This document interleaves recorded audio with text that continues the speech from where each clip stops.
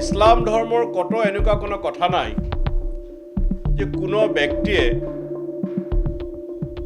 যিজন মুছলমান তেওঁ গোমাংস বা অন্য মাংস খাবই লাগিব। কিন্তু তেওঁলোকে সেই ৰাজনীতি কৰে, কেতিয়াবা হিজাবক লৈ ৰাজনীতি কৰে, ৰাজনীতিৰ অন্ত নাই।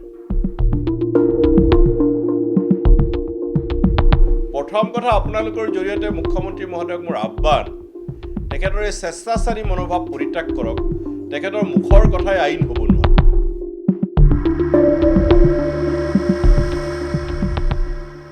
কালি কেবিনেটৰ সিদ্ধান্ত এটা ঘোষণা কৰিছে মুখ্যমন্ত্ৰীয়ে। আজিকালি আগতে কেবিনেটৰ ঘোষণাবিলাক কোনোবা কেবিনেট মন্ত্ৰীয়ে কৰে। আমাৰ মুখ্যমন্ত্ৰীৰ তেখেতৰ সতীৰ্থসকলৰ ওপৰত আস্থা নাই, যাৰ কাৰণে কাকো ঘোষণা কৰিব নিদিয়ে, নিজে ঘোষণা কৰে। জন্ম আৰু বিশ্বাস সূত্ৰে মই মুছলমান।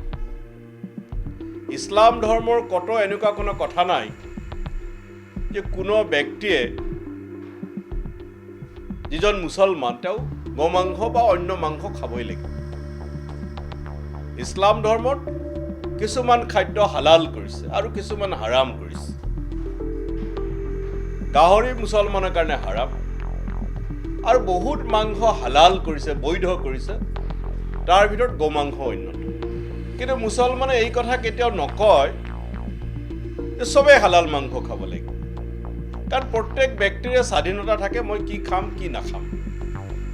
এইটো ঠিক যে মুছলমানে মাংস খালে যি খাওক, গৌ মাংসই খাওক, মহৰ মাংসই খাওক, ছাগলী মাংসই খাওক, মুৰ্গীৰ মাংসই খাওক, হালাল বিচাৰে, কিন্তু আনক নকয়। কিন্তু তেওঁলোকে সেই ৰাজনীতি কৰে, কেতিয়াবা হিজাবক লৈ ৰাজনীতি কৰে, ৰাজনীতিৰ অন্ত নাই। কালি অসম চৰকাৰৰ যি সিদ্ধান্ত মুখ্যমন্ত্ৰী মহোদয়ে কৈছে আজিৰ পৰাই কাৰ্যকৰী হ'ব।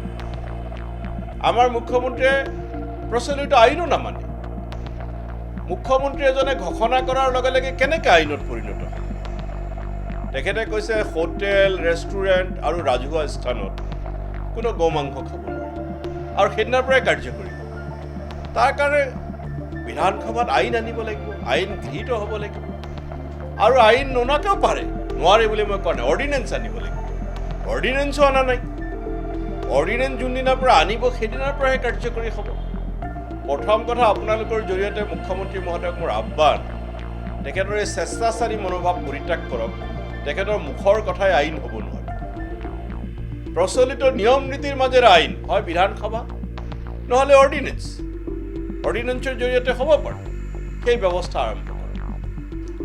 দ্বিতীয় কথা, নাগৰিকৰ সাংবিধানিক অধিকাৰ আছে, মৌলিক অধিকাৰ আছে। সংবিধানে আমাক অধিকাৰ দিছে আমি কি খাম কি নাখাম, কি পিন্ধিম কি নিপিন্ধিম। কোনো ৰাজনৈতিক দলেই হওক বা চৰকাৰেই হওক আমাক সেই ক্ষেত্ৰত শ্ৰুতলিপি দিব নোৱাৰে, ডিক্টেশ্যন দিব নোৱাৰে। এই ডিক্টেশ্যনৰ আমি বিৰুদ্ধে।